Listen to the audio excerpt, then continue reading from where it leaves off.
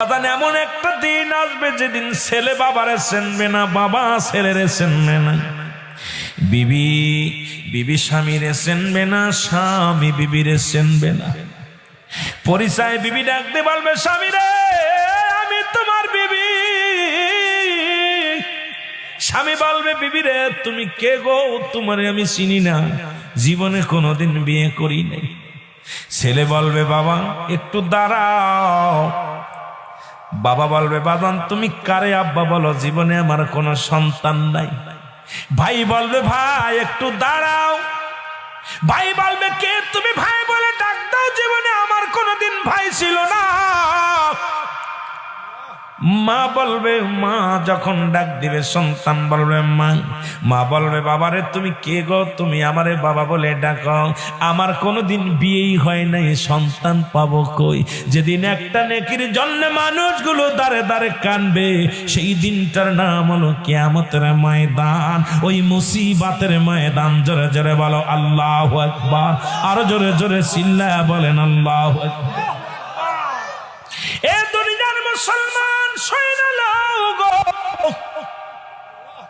ওই ঘর মুসিবতের দিনে গো, সেদিন একমাত্র দরদী নবী কামলিওয়ালা উম্মতের জন্য কাঁদবে। দরদী নবী রাহমাতুল লিল আলামিন উম্মতের দরদী হবে। নবী বিনে নাই রে গতি, নবী বিনে নাই রে গতি, কবর হাসর মিজানে, নবী বিনে কে তারাবে কঠিন বিপদে। ওদিন নবী আমার 5টা সিজদা মারবে, 5 ওয়াক্ত নামাজ। কয় ওয়াক্ত নামাজ? 5টা সিজদা মারবে নবী আমার। প্রথম সিজদার মধ্যে যখন পড়ে যাবে, কত সময়, কত মিনিট, কত সেকেন্ড কোনো নির্দিষ্ট নাই। নবীজি সিজদা থেকে মাথা উত্তোলন করবে। আল্লাহ বলবে, হাবিবরে আপনি সিজদার মধ্যে আছেন, সিজদা থেকে মাথা তোলেন, আপনার দাবি দাওয়া পুরা করব। আল্লাহ নবী ডান দিকে বাম দিকে সামনে পিছে যখন তাকাইবে গো,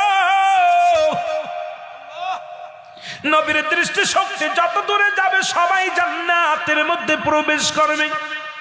আবার নবী সিজদার মধ্যে চলে যাবেন। ভালো করে শুনে নেন, কোন নবীর দরুদি, নবীর কথাগুলো শোনেন। আবার যখন সিজদার মধ্যে চলে যাবে, সিজদার মধ্যে পড়ে কানবে। কত সময়, কত মিনিট, কত ঘন্টা কোনো নির্দিষ্ট নাই।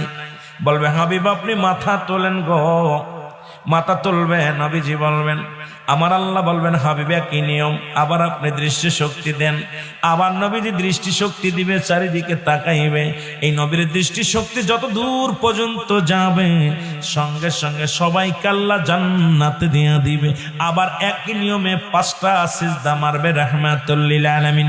5টা সিজদার পরে আবার যখন সিজদা মারতে যাবে, আমার আল্লাহ ডাকতে বলবে, হাবিব